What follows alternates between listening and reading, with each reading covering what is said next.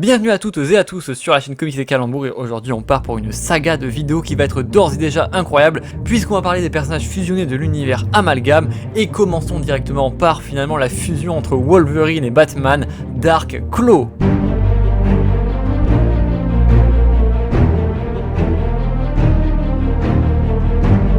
Et bien sûr, petite parenthèse avant que la vidéo commence, si jamais l'univers Amalgam vous intéresse, eh bien j'ai déjà dédié une vidéo dessus, donc c'est un univers juste pour faire rapide, où en gros l'univers de Marvel va affronter celui de DC, mais finalement les deux univers vont être mélangés, fusionnés en un seul, et les personnages vont être aussi fusionnés, donc on a un Doctor Strange Fate, on a un Spider-Boy, enfin c'est l'énorme bordel, mais c'est très cool, et aujourd'hui du coup on parle d'un des meilleurs personnages. Donc je vais commencer rapidement par son histoire, et ensuite on verra sa puissance et ses pouvoirs, parce que vraiment, de toute façon vous voyez bien la fusion entre Wolverine et Batman, ça peut être que du lourd. Donc au niveau origine, c'est forcément une fusion entre les origines de Bruce Wayne et de Logan, parce que à l'âge de 5 ans, du coup, après avoir été témoin du meurtre de ses parents par un voleur à main armée, Logan Wayne, oui c'est génial comme concept je sais, a été envoyé vivre avec son oncle en Alberta, au Canada. Et son oncle était membre de la gendarmerie royale du Canada, mais a été assassiné par des braconniers qui visiblement tuent les humains, mais bon, ils ont pas bien compris le principe du braconnage, mais c'est pas grave. Et du coup, après la mort de son oncle, du coup, la gendarmerie royale du Canada envoya Logan vivre dans une maison gérée par des religieuses,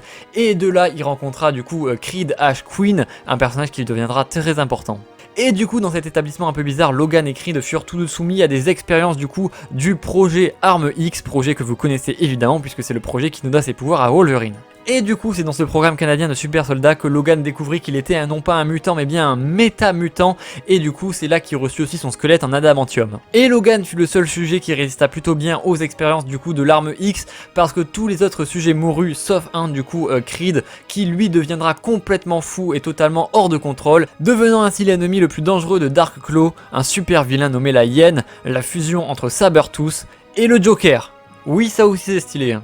Et du coup le projet Arme X fut interrompu en raison de son double échec, parce que du coup Logan était devenu inefficace parce qu'il avait une conscience et que tuer des gens à la chaîne c'était pas trop son truc, et Creed du coup lui était devenant complètement fou, du coup il était totalement inutilisable. Et du coup face à cet échec, le gouvernement supprima toute trace de ce projet. Et donc une fois libéré du projet Arme X, Logan décida du coup de lutter contre le crime pour venger la mort de ses parents. Il partit du coup finalement acquérir de nouvelles compétences jusqu'à la perfection à la fois physique et intellectuelle. Il apprit aussi les 127 principaux styles de combat, donc de l'aïkido jusqu'au karaté en passant par la boxe ou la savate. Il apprit aussi finalement les voies de l'ombre, du coup tout ce qui est technique de ninjitsu auprès du coup de ninja directement. Il se rendit aussi auprès des bushmen africains qui lui enseignèrent du coup les techniques de chasse et de survie. Il partit aussi au Népal du coup où des moines lui révélèrent les arts de la guérison, même si grâce à son facteur auto-guérisseur de fou furieux il en a pas vraiment besoin, on va pas se mentir, mais au moins il peut soigner les autres, c'est déjà ça.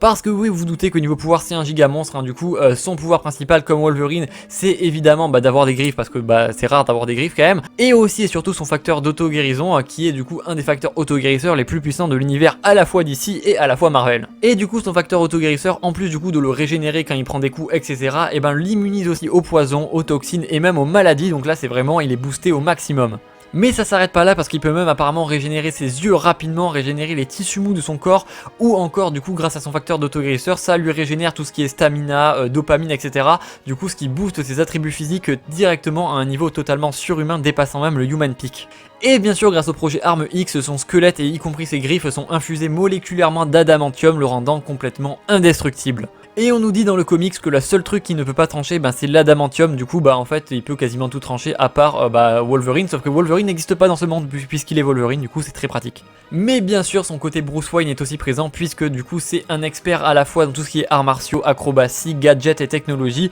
mais aussi intellectuellement, parce que du coup il a un QI totalement hors pair, faisant de lui un des plus grands scientifiques, criminologues et tacticiens du monde, donc le mec cumule vraiment tous les avantages. Mais en même temps je trouve que perso c'est une des meilleures fusions, parce que vraiment Logan c'est vraiment le côté sauvage, force brute et résistance au maximum, et Batman c'est vraiment du coup l'humain qui n'a pas de pouvoir, qui est du coup juste intelligent et qui se débrouille toujours grâce à ses plans. Mais là du coup quand on fusionne les deux, en fait il a plus aucune faiblesse, parce que les faiblesses de l'un pallient aux faiblesses de l'autre, et en fait ils vont parfaitement ensemble, ce qui fait que c'est vraiment à mon avis un des persos les plus puissants, vraiment tout univers confondu, à un stade évidemment humain, genre je vois pas quel autre perso pourrait le battre. Parce que même admettons t'es Superman, tu le brûles avec tes lasers ou je sais pas quoi, ou t'es Deadpool, tu peux pas mourir, mourir, bah en fait lui aussi de toute façon il s'en fout, il fonce dans les lasers, il en a rien à foutre parce qu'il va se régénérer, et en plus de ça il aurait préparé un plan en amont pour te tuer, donc vraiment enfin tu n'as absolument aucune chance. Donc voilà, c'est déjà la fin de cette petite vidéo, n'hésitez pas à me dire si vous a plu évidemment, n'hésitez pas à me dire quel personnage on devrait faire ensuite, évidemment aussi n'hésitez pas à vous abonner, à partager la vidéo et à liker, c'est ce qui aide le plus la chaîne parce que ça contribue à la mettre en avant,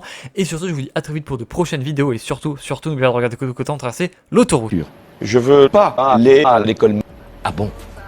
Quelle père la vertu vous faites?